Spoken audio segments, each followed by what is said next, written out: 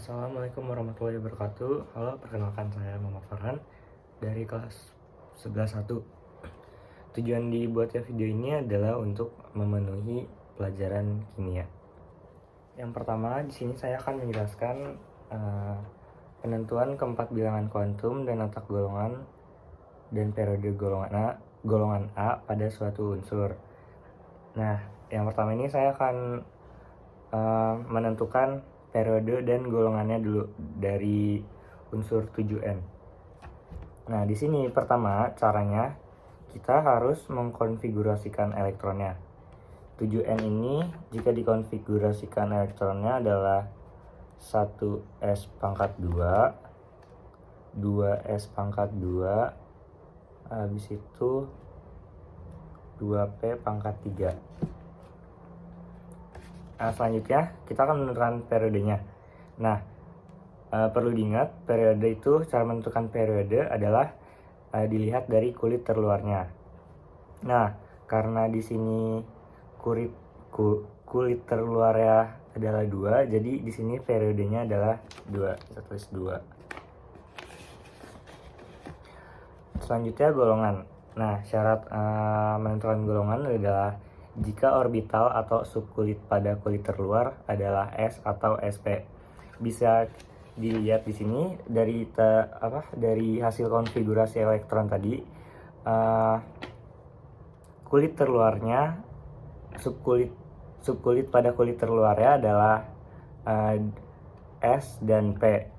Karena tadi pas kita konfigurasikan ini hasilnya ini 2S pangkat 2, 2P pangkat 3. Nah, itu golongannya. Kita tulis ya, elektronnya kita tambahin dulu. 2 ditambah 3 sama dengan 5A. Nah, kenapa bisa A? Karena kayak saya balik ke syarat yang tadi, jika orbital atau subkulit pada kulit terluar adalah S atau P, maka dia merupakan golongan A. Oke, selanjutnya kita akan menentukan keempat bilangan kuantum dari subkulit terakhirnya, yaitu 2P pangkat 3. Yang pertama, kita akan menentukan bilangan kuantum utama. Nah, subkulit 2P pangkat 3 ada pada kulit kedua, maka bilangan kuantum utamanya adalah 2. Selanjutnya, bilangan kuantum azimut. Subkulit 2P pangkat 3 memiliki subkulit P, maka bilangan kuantum azimutnya adalah 1. Selanjutnya, bilangan kuantum magnetik. L sama dengan 1, maka M sama dengan min 1, 0, min 1, 0, plus 1. Yang terakhir, bilangan kuantum spin. Pada subkulit 2P pangkat 3, jumlah elektron yang mengisi sama dengan jumlah orbitalnya, yaitu 3. Oleh karena itu, elektron terakhirnya tidak berpasangan sehingga panah terakhirnya ke atas. Jadi nilainya adalah nilai S sama dengan plus setengah. Selanjutnya, saya akan menentukan keempat bilangan kuantum dan letak golongan serta periode dari golongan B pada suatu unsur. Nah, di sini yang kedua unsurnya yang saya ambil adalah 23V. Nah, seperti kayak tadi, langkah pertama adalah kita konfigurasikan. Saya akan menentukan periode dan golongannya dulu. Langkah pertama adalah mengkonfigurasikan elektronnya. 23V jika dikonfigurasikan elektronnya adalah 1s pangkat 2, 2s pangkat 2, 2p pangkat 6,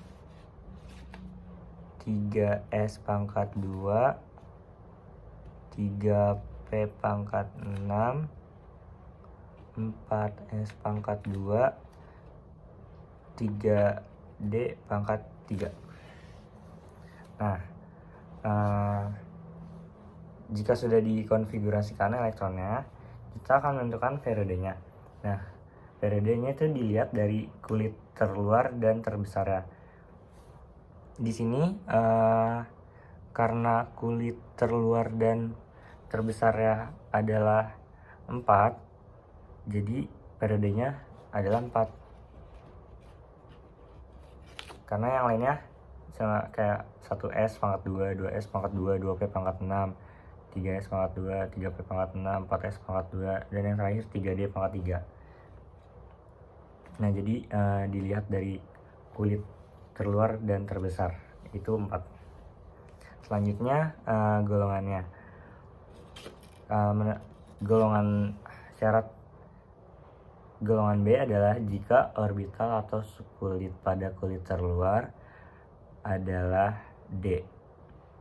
Nah, ini kan bisa kita lihat yang terakhir tuh 4S pangkat 2 dan 3D pangkat 3. Nah, cara nentuin golongannya itu adalah kita tambahin dulu elektronnya, yaitu 2 ditambah 3 sama dengan 5, dan yang kulit terluarnya merupakan D, jadi itu merupakan golongan B, jadi sama dengan golongannya 5B, jadi 23V termasuk ke dalam golongan 5B. Lanjut, di sini kita akan menentukan keempat bilangan kuantum dari subkulit terakhir, yaitu 3D pangkat 3. Yang pertama itu karena di sini 3D pangkat 3, maka bilangan kuantum utamanya merupakan 3 karena terletak di kulit ketiga. Lanjut, bilangan kuantum azimutnya adalah 2 karena terletak di subkulit D. Selanjutnya, bilangan kuantum magnetiknya adalah 0 dan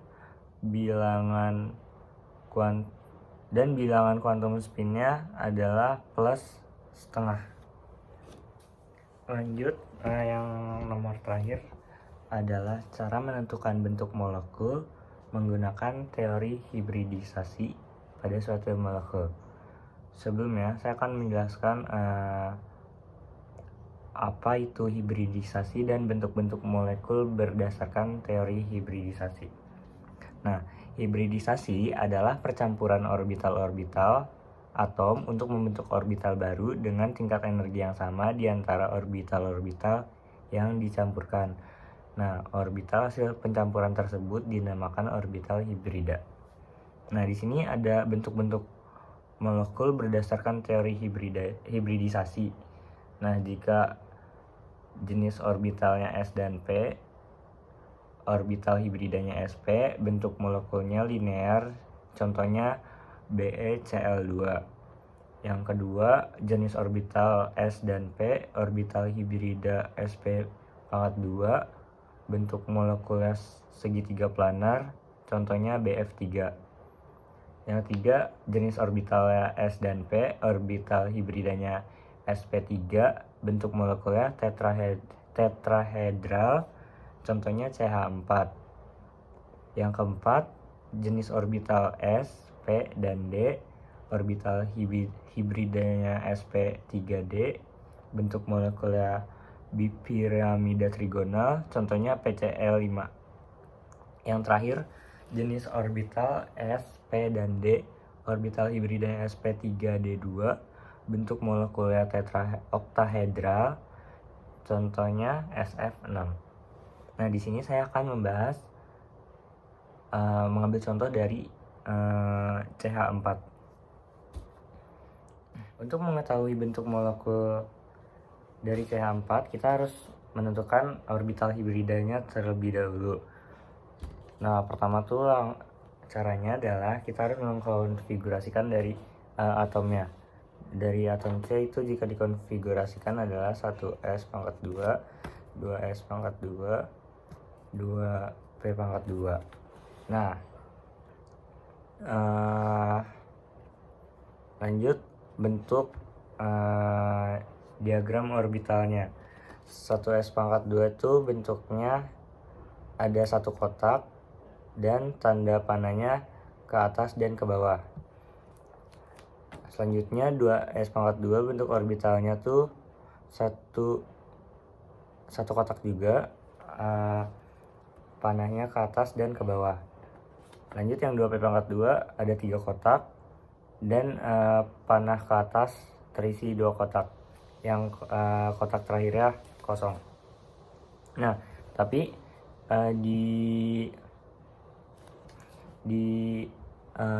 yang suku yang pertama tuh yang 1s²2 itu dia nggak terlibat dalam proses hibridisasi. Jadi yang terlibat tuh dari 2s²2 dan 2p²2. Nah, jadi bentuknya tuh jadinya 2s²2 tuh satu kotak, panahnya atas bawah. Kalau yang 2p²2 3 kotak, panahnya ke atas, keisinya 2 kotak. Selanjutnya kita konfigurasikan yang atom H dulu. Jika dikonfigurasikan ini jadi 1s²1. Nah, untuk dari diagram orbital ini, untuk menerima elektron dari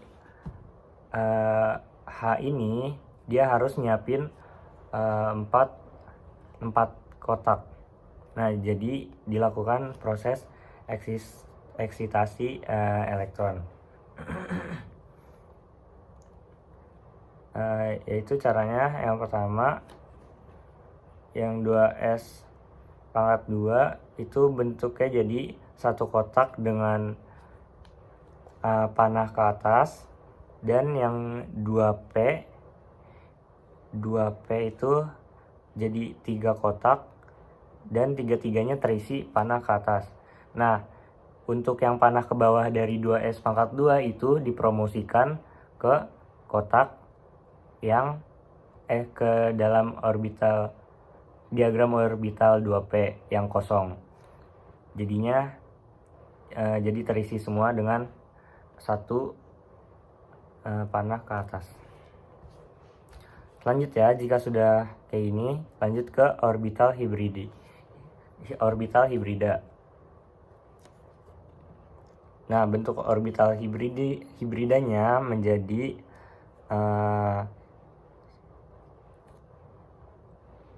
menjadi 4 kotak dengan masing-masing satu panah ke atas. Dan elektron dari H ini masing-masing mengisi satu kotak itu dengan panah ke bawah. Jadinya ini semua diagram orbitalnya penuh dengan dengan panah ke atas, ke bawah, ke atas, ke bawah, dan seterusnya sampai 4 kali. Nah, jika udah kayak gini, ini merupakan orbital hibrida dari sp3. Nah, jika udah diketahui kayak gini, berarti kita dapat menentukan bentuk molekulnya. Kayak yang dijelasin tadi awal, aku udah jelasin bentuk molekul kalau dari orbital hibrida sp3 tuh bentuk molekulnya adalah tetrahedral.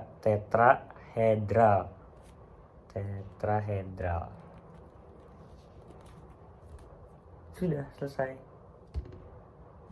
Sekian dari saya. Terima kasih. Kurang lebihnya mohon maaf. Wassalamualaikum warahmatullahi wabarakatuh.